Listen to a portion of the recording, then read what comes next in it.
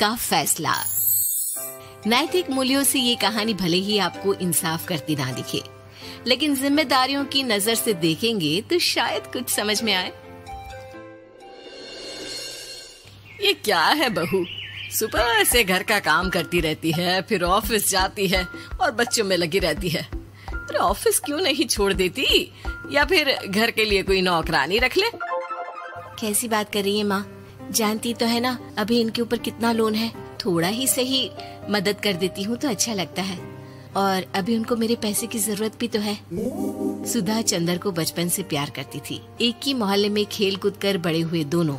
जहाँ सुधा संपन्न परिवार से थी तो वहीं चंदर का परिवार आर्थिक परेशानियों से जूझता ही रहा। लेकिन सुधा की जिद के आगे किसी की नहीं चली। सुधा, कल ऑफिस जल्दी जाना है और 2 दिन के लिए गुजरात ऑफिस के काम से भी जाना होगा। अरे कैसी बात कर रहा है बेटा, बहू को अगले महीने बच्चा होने वाला है, इस वक्त तो उसके साथ रहे। अरे कोई बात नहीं ना माँ, उनको जरूरी काम होगा, वरना मेरा चंदर ऐसे वक्त में मुझे छोड़कर कभी नहीं जाता। चंदर सुबह घर से निकलता तो आधी रात को घर में घुसता, वो भी शराब के नशे में। चंदर की माँ उसे खूब समझाती।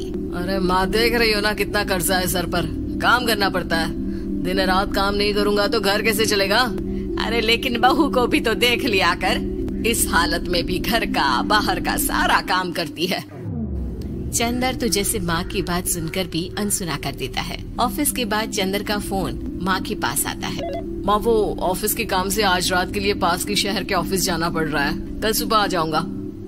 सुधा रात को कमरे में सो रही होती है कि उसके पेट में दर्द होता है।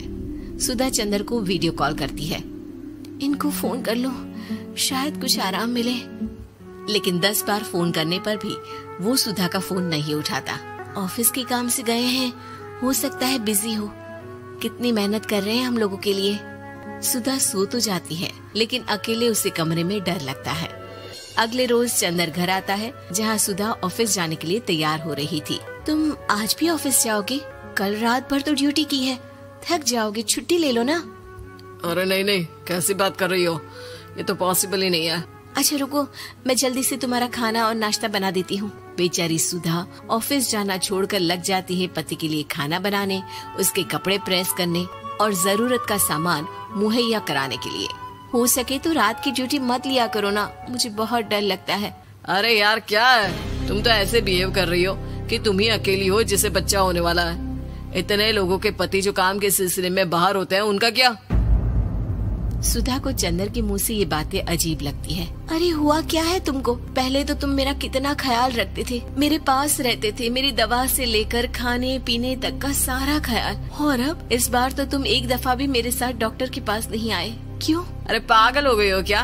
पागल वाली बात कर रही हो। काम धंधा देखो या फिर तुम्हें लेकर टहलता फिरो। और मुझे शुक्रवार की रात को काम से निकलना है, सोमवार आऊंगा। सुधा को समझ में नहीं आता कि क्यों अचानक से चंदर को फील्ड का काम मिल गया है। लेकिन एक दिन, सुधा, मैं और चंदर जरा एक रिश्तेदार के घर जा रहे हैं, तुम भी तैयार हो जाओ, घर में अकेली कैसी रहोगी। अरे नहीं, इस हालत में इसे लेकर जाना ठीक नहीं है। अरे लेकिन मैं ऑफिस भी तो जाती हूँ, फिर घर में अकेले। चंदर उसकी कोई बात नहीं सुनता। वो सीधा कार निकालकर माँ को लेकर चला जाता है।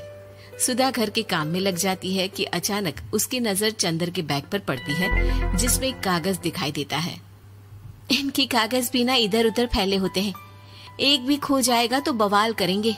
लेकिन जैसे ही सुधा वो कागज खोलकर देखती है तो वो सदमे में आ जाती है। दरअसल वो कागज नहीं, बल्कि चंदर और उसके ऑफिस में काम करने वाली लड़की चांदनी की गोवा की टिकट होती है। सुधा चंदर के बैग को खोलकर देखती है तो उसे होटल के बिल से लेकर महंगे गिफ्ट्स और दूसरे शहरों के टिकट मिलते हैं। सुधा को समझते देर नहीं लगती कि उसका पति किसी और लड़की के साथ है। चंदर के आने पर सुधा उससे बात करती है। अरे नहीं, ऐसा कुछ नहीं है, तुमको गलतफहमी हो गई है। लेकिन जब सुधा के सवाल तीखे हो जाते हैं तो चंदर को अपनी गलती माननी पड़ती है और वो सुधा से माफी मांग लेता है। सुधा फैसला कर लेती है कि वो चंदर को छोड़ देगी। बच्चे और सामान को लेकर वो घर से निकल ही रही होती है कि सास उसे रोकती है। कहाँ जाएगी बेटा, रुक जा। चंदर को सुधा का जाना खल नहीं रहा था। वो झूठे मुंह भी उसे रोकने की कोशिश ही नहीं कर रहा था। सुधा चंदर को देखती है और मायके चली जाती है। मायके में माँ कहती है, अरे ऐसे कैसे घर छोड़कर आ गई? कौन सा चंदर तुझे छोड़ रहा था? माफी तो मांग ली थी ना।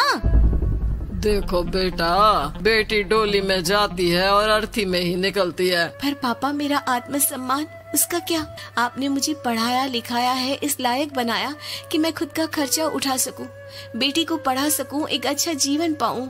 अरे लेकिन पति की जरूरत तो होती है ना सुधा दीदी, और अगर आपको नहीं है तो इस बच्ची का सोचो जो अपने पिता से इस कदर जुड़ी है। आने वाले बच्चे की सोचो जिसके आने से पहले ही आपने पिता का प्यार से दूर करने की सोच ली। सुधा फोन देखती है लेकिन चंदर का कोई कॉल नहीं होता।